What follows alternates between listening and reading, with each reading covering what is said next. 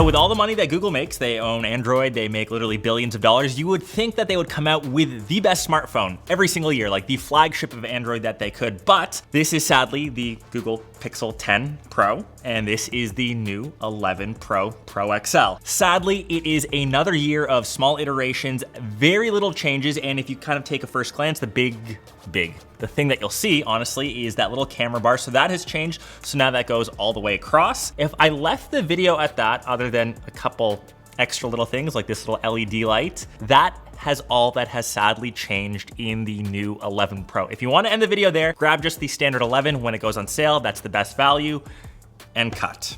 And if you stuck around, I still have a lot of good things to say about the 11 Pro. I think it does some of the best things in smartphones, but just not enough for what Google is. So let's quickly talk about the design first. I mentioned very similar to last year. It's got updated colors now. So this one's in Canyon. It's my favorite of the bunch. It's also available in 3 other colorways. So Fog, Olive, and Obsidian, which is the black. And this time around, the black one, it actually has a matte finish compared to the glossy ones around the rest of them. I still like the fact on their Pro devices, Canyon and Olive, great color choices. They're unique. Props to Google for that. The second big announcement, or I guess like feature you'll have seen, is a little LED light on the back, which Google calls Highlight. It's essentially a notification light that only works when the phone is down, but this is where it gets like true Google. It only works when you're interacting with Gemini or getting a phone call. You cannot set it to a regular notification. You can't set it for like a text message when an Instagram notification pops up. You are kind of locked to those 2 things. When I think back to, the good old BlackBerry days, even like the Nexus 5, which had that little notification on the front of the display, that worked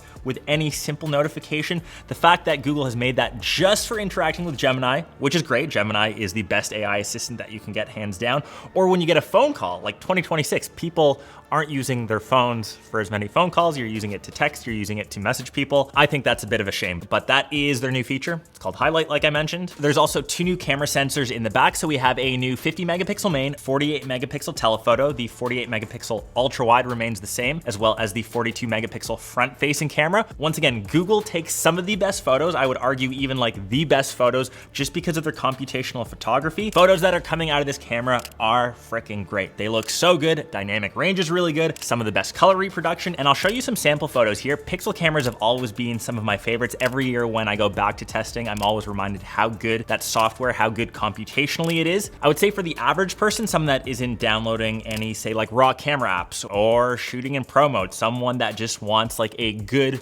point and shoot within the camera body, within the main camera app experience, this takes some of the best photos that you can get from a smartphone, period. And for zoom, for those that care, it gets up to 5x optical, all the way up to 120x in their pro zoom features. So you can get some pretty close-up shots if you want. And onto the video side, I feel like that's where there's a bit of disconnect. Maybe the photography team needs to work on like the video side. For whatever reason, like the video quality, don't get me wrong, it's like good, but it's not the best in class like we see for photography. And obviously, if you think about a video, it's essentially just a bunch of frames kind of stitched together, 24, 30, whatever, take your pick. And still some of the best AI tools, not that I use them too much, but something as easy as Magic Eraser, the one that you'll probably use the most, works the best on this Google device. It comes with stock Android. The software is just so good. It just lets you down in other areas with hardware. So obviously this comes with the new G6 Tensor chip. Everything has been blazingly quick, but that's the same that could be said for the Pixel 10 Pro, which now a year old, still runs all of the same apps.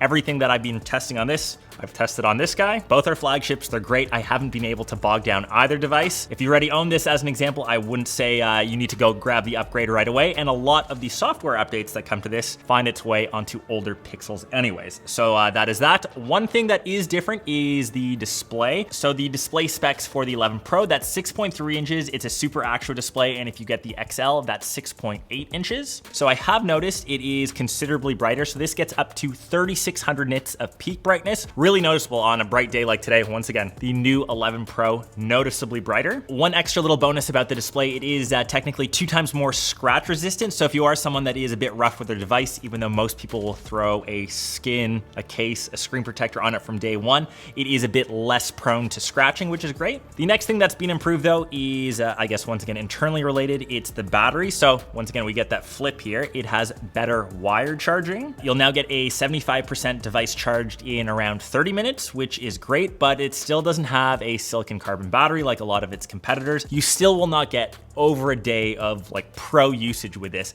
You sadly still have to charge this every night. Once again, that's fine, but comparing to other smartphones with, massive 5,000, 5,500 milliamp hour batteries, this sadly just doesn't quite cut it yet. The performance around this, I kind of mentioned briefly, but everything that I threw at this device, multitasking, going through the endless loops of social, watching content, playing games, everything was nice, quick, and snappy, but this device is really tuned for Gemini usage. It of course has its own dedicated Gemini button. You can do the basic, queries. You can ask it things, which what most people will do. But honestly, something that I kind of discovered on my own. So I ran a campaign with Google around the use of Omni, so AI generated video. This is where this chip really shines with that AI work, which will obviously come a lot more prevalent. I created some really wicked intro shots for some of my short form content. Typically that would take me hours of VFX work, some skills that I honestly just don't have. You can literally ask it a simple prompt and it can come up with some really cool artistic stuff that would typically, like I said, take you hours on end. And it just literally happens within a couple seconds. Once again, on the flip side, there is a drawback to that. So that obviously requires a big usage of RAM. So this sadly did not escape the RAM increase. So that's twofold again. It's got a price bump, so it's $100 more, so $1099 US, $1499 Canadian. That's for the base 256 gig option on the Pro. However, those models only come with 12 gigs of RAM, whereas this guy right here came with 16. Unfortunately, when you spec to the higher tiered options, 512 gigs or a terabyte, then you get 16 gigs of RAM, but obviously that price bumps up as well. So the phone has gotten more expensive, less RAM for the base model, and unfortunately, just like the rest of my Pixel reviews for the past couple of years, just grab the base Pixel, grab the Pixel 11, a lot of the same features, the same Tensor G6 chip. They've actually doubled the storage on that to 256 gigs as well as the base storage option. You'll save a bit of extra money, but if you can get a solid deal on the last Pixel 10 Pro XL, lean towards that because a lot of the software updates obviously will move on to that device. And it's a shame because Google has such potential to make good phones,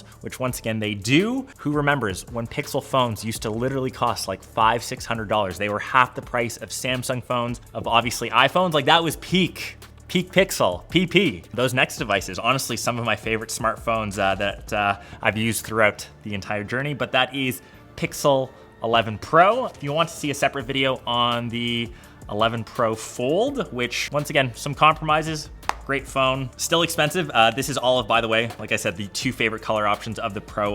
Let me know down below and I'll catch the rest of you in one of my next vids. Peace.